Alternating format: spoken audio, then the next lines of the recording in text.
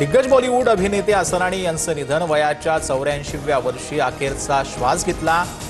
विनोदी भूमिका अजरामर करणारा नट हरपला। 350हून अधिक चित्रपटांमध्ये साकारल्या भूमिका। चोरी कुणी पकडू शकणार नाही असं मत चोरी करणाऱ्यांना वाटलं होतं, पण चोरासकट मत चोरी पकडली गेली। उद्धव ठाकरेंची टीका, तर ठाकरेंच्या शिवसेनेचा मुंबईत 27 तारखेला मेळावा।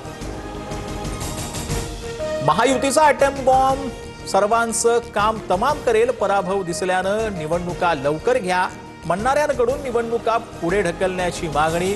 उपमुख्यमंत्री शिंदेंची विरोधकांवर टीका। ते निर्माण करणाऱ्या मेधा कुलकर्णींना अटक करा मागणी करत रुपाली ठोंबरेंचा शनिवारवाडा परिसरात मोर्चा। शनिवारवाडा मेधा कुलकर्णींच्या बापाचा नाही, ठोंबरेंचा घणाघात।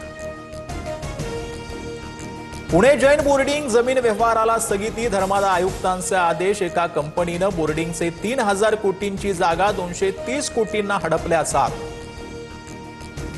धर्मादाय आयुक्तांना स्थगिती देण्याचा अधिकार काय? त्यांच्या संगनमतानं व्यवहार झालाय। मोहळांसह सर्वांवर गुन्हा दाखल करा, रवींद्र धंगेकरांची मागणी। चाळीसगावच्या नागद रोड परिसरात 2 गटात तुफान राडा। गाडीला कट लागण्याच्या कारणावरून झालेल्या वादाचं रूपांतर दगडफेकीत। अज्ञात जमावाकडून 4 चाकी वाहनांची तोडफोड। उद्धव ठाकरे पुन्हा एकदा मराठवाड्याचा दौरा करणार। नोव्हेंबरच्या पहिल्या आठवड्यातच ठाकरेंचा दौरा। शेतकऱ्यांना मिळणाऱ्या भरपाईची माहिती घेणार।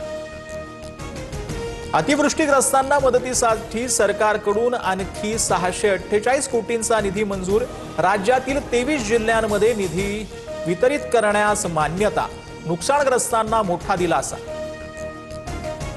तुळजाभवानी मंदिर विकास आराखड्यातील भूसंपादनासाठी 19 कोटींचा निधी मंजूर। राज्य सरकारकडून जिल्हाधिकाऱ्यांना निधी वितरणासाठी मान्यता। भूसंपादनाच्या कामाला वेग येणार। देशभरासह महाराष्ट्रात दिवाळीचा मोठा उत्साह। नव्या वर्षाचा नवा संकल्प करत चैतन्यमय वातावरणात दिवाळी साजरी। दिव्यांच्या प्रकाशात आसमंत उजळून निघाला।